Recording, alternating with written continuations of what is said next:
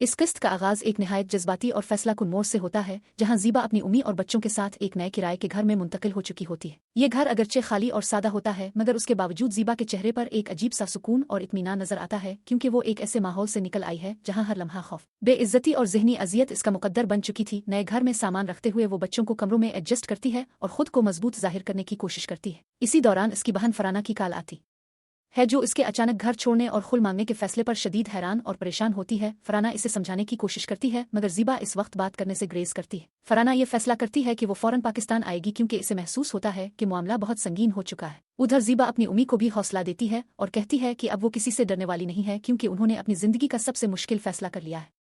दूसरी तरफ जब खानदान के दीगर अफराद को इस सूरत हाल का इल्म होता है तो सब हैरान रह जाते हैं, क्योंकि ज़ीबा ने हमेशा सब्र और बर्दाश्त से काम लिया था। सैफ और उसकी उम्मी भी इस बात पर गुफ्तगू करते हैं और उन्हें यकीन नहीं आता कि ज़ीबा जैसी समझदार औरत इस हद तक मजबूर हो सकती है। वो जिमशद के रवैये पर शक का इजहार करते हैं और सोचते हैं कि आखिर ऐसी क्या बात हुई जिसने ज़ीबा को यह कदम उठाने पर मजबूर किया। उधर जिमशद अपने घर में गुस्से और अना के साथ बैठा होता है और इसे यकीन होता है कि ज़ीबा चंद दिन बाद खुद ही वापस आ जाए मगर हकीकत में वो इसकी मजबूती और अज़्म को समझने से कासिर होता है। वो अपनी बहन के सामने खुद को बेकसूर जाहिर करने की कोशिश करता है और ज़ीबा पर इल्ज़ामात लगाता है, मगर उसके अल्फाज में सच्चाई से ज्यादा गुरूर और जिद नजर आती है।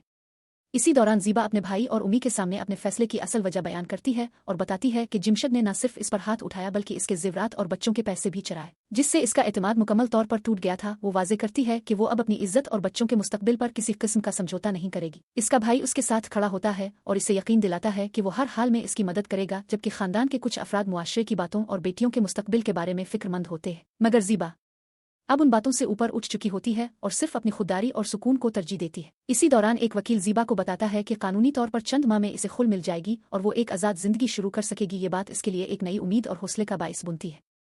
किस्त में एक और पहलू भी दिखाया जाता है, जहां खानदान ने एक नई खुशी की खबर आती है और एक नए मेहमान की आमद की इत्तला मिलती है। ये खुशखबरी मुश्किलात के दरमियान उम्मीद की एक किरण बनकर सामने आती है और खानदान के अफराद को वक्ती खुशी फराहम करती है। इसके साथ साथ ज़ीबा के करीबी लोग उसके नए घर आकर उसकी मदद करते हैं और इसे एहसास दिलाते हैं कि वो अकेली नहीं है। किस्त के इख्तिताम तक ये वाज़े हो जाता है कि ज़ीबा ने एक निहायत मुश्किल मगर दुरुस्त फैसला किया है और अब वो खौफ और जुल्म की जिंदगी छोड़कर इज्जत, खुद मुख्तारी और सुकून की तरफ कदम बढ़ा रही है, जबकि दूसरी तरफ जिमशद अपनी जिद, गुरूर और गलत फैसलों की वजह से तन्हाई की तरफ बढ़ रहा है और दोनों की जिंदगियां एक ऐसे रास्ते पर चल पड़ी है जहां वापसी शायद अब मुमकिन नहीं रही।